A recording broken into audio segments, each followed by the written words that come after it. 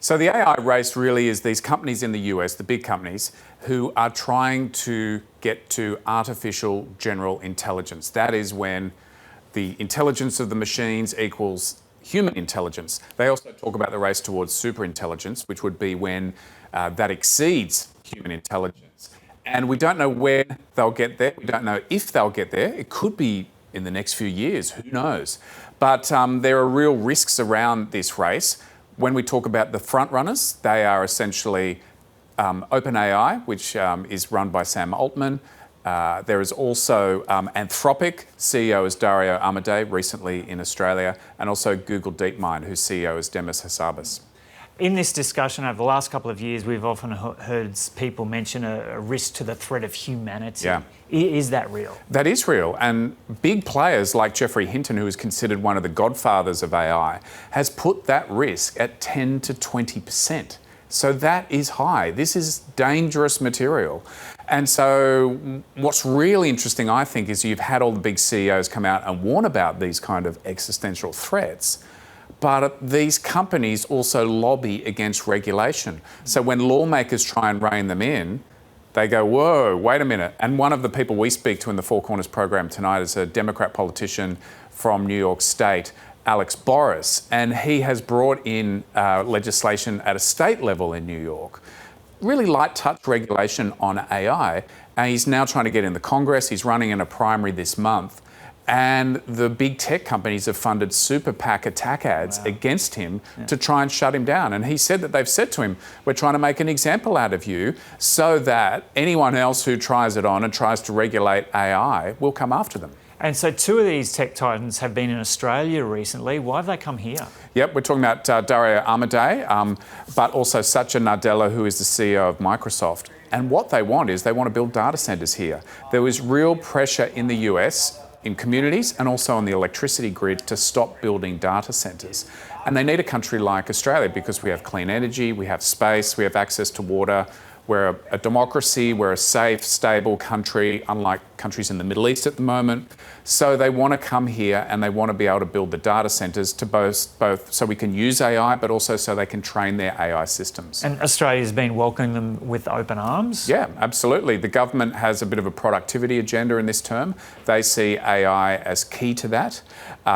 When Dario Amodei came to Australia, he signed an MOU with the federal government. That involved data centres. Satya Nadella said he wants to invest $25 billion in Australia. That relates to data centres.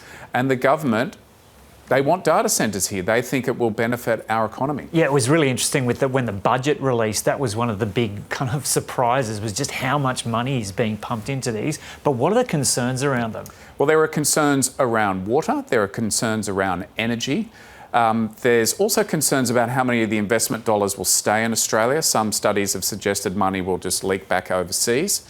But there are also people arguing for the benefits. One of the people in our program tonight is Helen Toner, an Australian woman who was on the board of OpenAI. She's now running CSET in Georgetown University in DC, and she says there could be real strategic benefits to us getting involved in the AI race and having this compute power in Australia.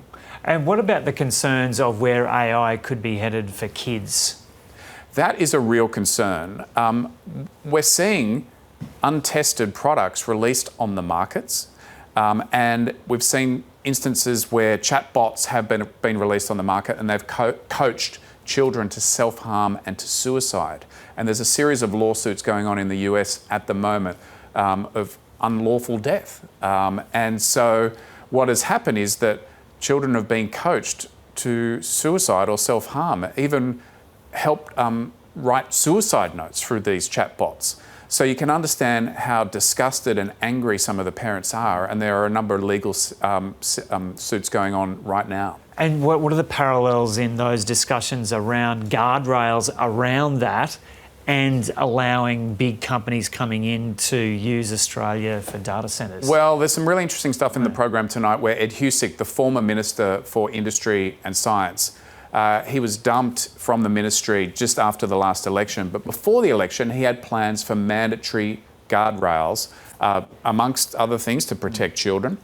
And that plan was retreated from. Labor now just wants to have our current laws, so consumer law, privacy law as it stands at the moment, used to push back against the AI companies in any of these kind of instances.